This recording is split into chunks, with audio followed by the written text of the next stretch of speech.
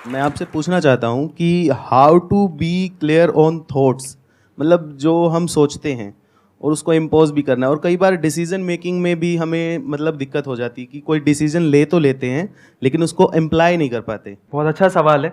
Clarity में example देता हूँ, ज़्यादा इंपॉर्टेंट है। मेरे फादर मुझे जाने नहीं देना चाहते थे बाहर। मैं इकलौता था, शॉप थी, उनको ये था कि संभालेगा कौन। तो हमेशा जब भी मैं बाहर जाने की बात करता था तो वो कहते थे कि नहीं, पॉसिबल नहीं है। जैसे भी जिद करके मैं निकला बाहर, क्योंकि फादर का कहना था कि भी 2 सिस्टर हैं, शॉप पे कौन बैठेगा, उनकी शादी भी करनी है, जो होता है नॉर्मल फैमिलीज़ में। पर फिर भी लड़ वड़ के साइन करवाया, एजुकेशन लोन लिया, निकले बाहर। अब क्यों गए थे ज़रा समझने की ज़रूरत है। विजन ये था कि मुझे फैमिली को प्रूफ करना है। मेरे मामा जी ने कहा कि भैया ये तो कुछ कर नहीं सकता, मेहनत करके सिलेक्शन हुआ है। पापा ने एजुकेशन लोन पे साइन करने तक से मना कर दिया था, फिर भी जिद करवा के किया। क्यों किया?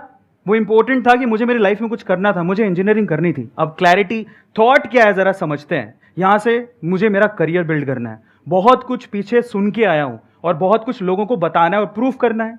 लेकिन जब मुझे मौका मिला तो मैं भी बहक गया।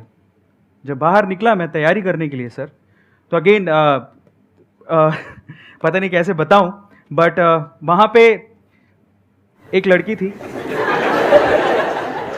बाहर जाने के बाद जब हवा लग जाती है, फ्री हो जाता है इंसान, उसी की तरफ दौड़ता है। तो मेरे साथ सेम हुआ।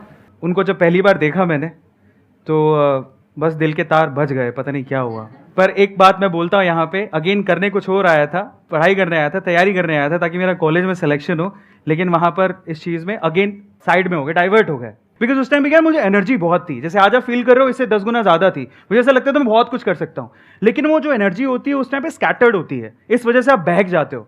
लेकिन उसे अलाइन करना बहुत जरूरी है और उसके लिए एक पर्सन चाहिए जो आपको समझ सके। तो मुझे लगता था कि यार ये मेरी फ्यूचर वाइफ हो सकती है, ऐसा करके। यस। जिन लड़कों को प्रॉब्लम होती है ना, जिनको लव एट फर्स्ट साइट हो जाता है, उनसे ना मैं आपको एक सवाल पूछता हूँ। सवाल ये है कि जिस मोहतरमा के ख्यालों में आप 24 घंटे मशरूक हैं, जिस मोहतरमा के ख्यालों में आप 24 घंटे मशरूक हैं, वो सिर्फ आप ही की है, इसका कोई प्रूफ है?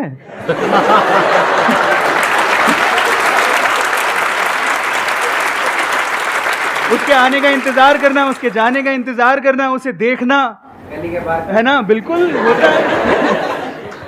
6 महीने मैंने खराब कर दिया, कुछ पढ़ाई नहीं की। मैं भूल गया मैं क्या छोड़ के आया हूं, किन बातों को यार प्रूफ करने के लिए छोड़ के आया हूं, यार वो सब भूल गया मैं। गलत बात है, पर बहक गया, कुछ नहीं कर सकता था। तो मैं उनके पास गया और जाके मैंने उनको बोला, मैंने कोई आई लव यू कुछ नहीं बोला, स्ट्रेट फॉरवर्ड बता रहा हूँ।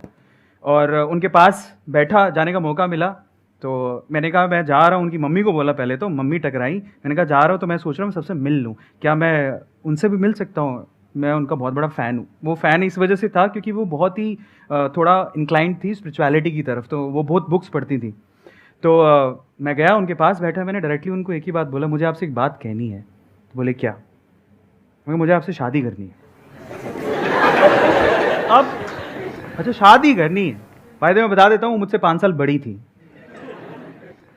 उन्होंने कोई रिएक्शन नहीं दिया। लास्ट में जो पूरी कॉन्वर्सेशन हो रही थी, सुनती रही। लास्ट में उन्होंने मुझे बोला कि एक बात बोलती हूँ, ध्यान से सुनना। मैंने कहा हाँ। बोले अपने माँ बाप के पैसों पे तुम यही करने आए हो क्या? स्टेटमेंट बहुत खतरनाक थी, दिल पे चुभ गई कि अपने माँ बाप के पैसों पे तुम यही करने आए हो क्या था। फिर उसने बोला कि तुम जब 6 महीने पहले आए थे ना, तुम्हारे बारे में बहुत सुना था कि तुम बहुत इंटेलिजेंट हो, अब क्या हो गया? फिर लास्ट में उसने जो बात बोली वो आप सब लोगों को सुननी ही चाहिए। अगेन मैं कह रहा हूँ, लड़कियां बहुत मैच्योर होती हैं। वो खुशी वाली बात भी थी लेकिन चैलेंज भी था मेरे लिए। उसने बोला तो सफल हो जाओ, अपने पाँव पे खड़े हो जाओ, तब हर चीज़ तुम्हारी कदम चूमेगी, तुम्हें सब मिल सकता है, शायद मैं भी। जब उसने वो स्टेटमेंट बोला, मुझे दुख से ज़्यादा खुशी इस बात की थी कि आग दोनों तरफ है। वो कह रही शायद मैं भी।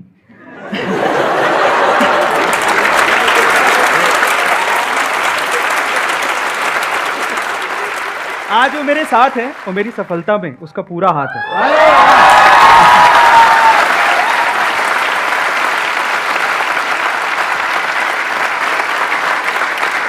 तो ये छोटे छोटे से मूवमेंट होते हैं बॉस, जब आप अपने पाथ से हटते हो ना। अगेन वो मेरे लिए डिस्ट्रैक्शन था, लेकिन वो आपकी कभी कभी स्ट्रेंथ भी बन जाती है।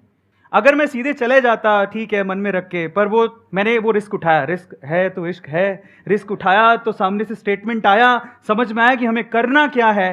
फाइनली उसी पाथ पे दोबारा आ गए। तो आपकी लाइफ बनती है, बिगड़ती है आपके आसपास के लोगों से जो आप चूज करते हो। और अगर आपकी चॉइस सही है तो आपकी ज़िंदगी बन सकती है और बहुत बेहतर बन सकती है, और उसने मेरी ज़िंदगी को बहुत बेहतर बनाया है जो आपके सामने मैं हूँ।